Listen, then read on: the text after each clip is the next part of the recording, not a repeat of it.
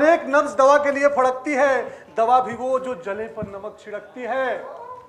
भला क्या मेल है मेरा तुम्हारे साथ हजूर कि यहाँ पे बिजली तो हड्डी यहाँ कड़कती है। मुंह में आग है बाबू, मुंह में आग है बाबू, और चोली में अंगारे हैं।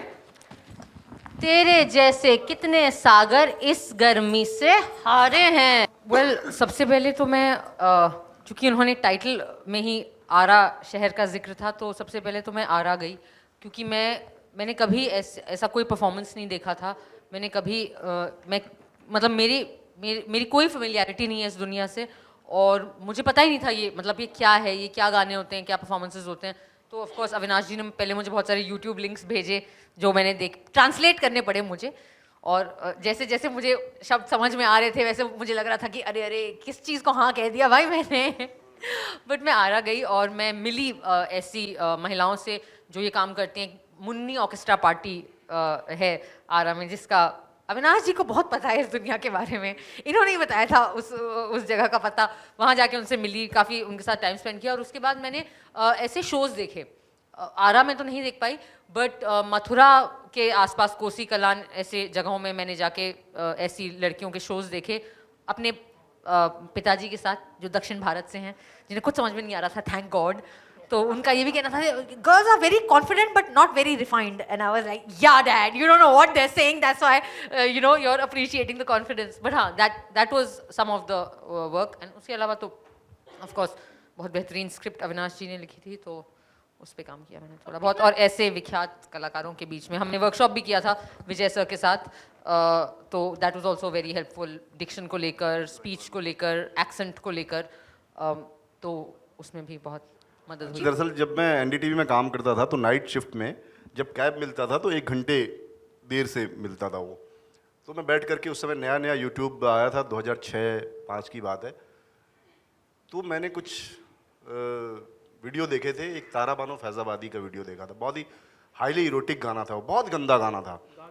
देखिए तो उसमें 7 या 8 सेकंड के लिए तारा बानो फैजाबादी गाते हुए वो दिखती हैं। उनके चेहरे पे कोई एक्सप्रेशन नहीं था, मतलब बिल्कुल निर्भाव चेहरा। तो मुझे लगा कि कोई एक लड़की इतना गंदा गाना गा सकती है लेकिन बिना किसी भाव के, तो उसकी पूरी दुनिया में मेरी दिलचस्पी जो है वहाँ से पैदा होनी शुरू हुई। और फिर मैं मतलब बहुत सारी उस तरह की गायिकाओं को फिर मैंने सुना।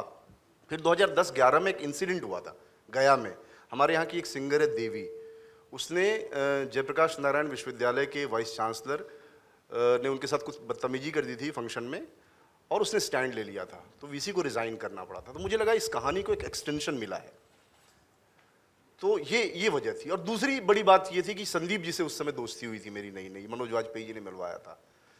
तो जब इन्होंने कहा कि आपके पास कोई कहानी है, तो फिर मैं उस कहानी में और ज़्यादा घुस गया था। दुनिया में कोई अमरीश पुरी नहीं होता, मुझे ऐसा लगता है। वक्त है जो ऐसा करा देता है। शौकीन मिजाज आदमी है, हो गई चीज़ हो गई, तो ऐसा कोई अमरीश पुरी हो ऐसा कुछ नहीं है। नॉर्मल सी जिंदगी जी रहा हुआ इंसान है। हर कोई होता है ग्रे, हर एक कोई होता है, तो ये भी एक ग्रे है थोड़ा सा, जिसकी सज़ा उसको मिलती है।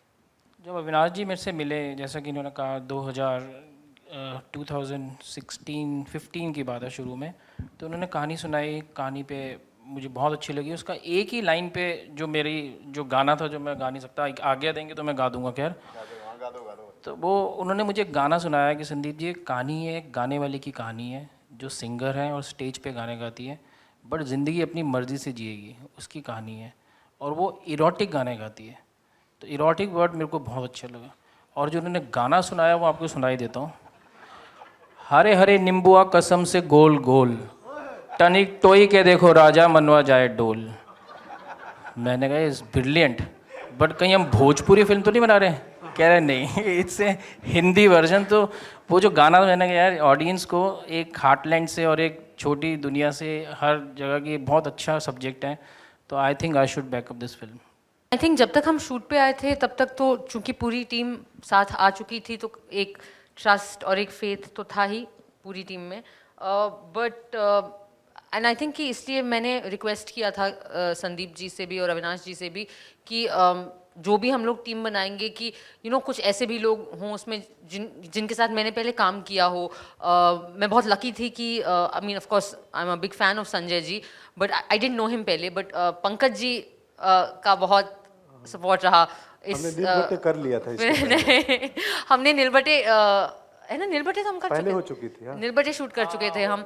And I know a lot of people, Ravinder एक बहुत पुराने दोस्त हैं मेरे, somebody I trust very deeply, तो वो बहुत क्लोजली इन्वॉल्व थे स्क्रिप्ट लेवल से लेके, फिर एसोसिएट डायरेक्टर भी थे। रोहित सर के साथ मैंने काम किया है पहले, जो म्यूज़िक कर रहे हैं, रूपा जिन्होंने कॉस्ट्यूम्स करे, बिकॉज जैसा कि अविनाश जी ने बहुत सही कहा कि इस फिल्म में बहुत लोगों ने ऐड किया है। ऑफ कोर्स अविनाश जी की स्टोरी और स्क्रिप्टिंग और विजन, अविनाश जी का डायरेक्शन उनका था, लेकिन आई थिंक ये पूरी दुनिया को जागृत करने में बहुत सारे लोगों का हाथ हुआ है।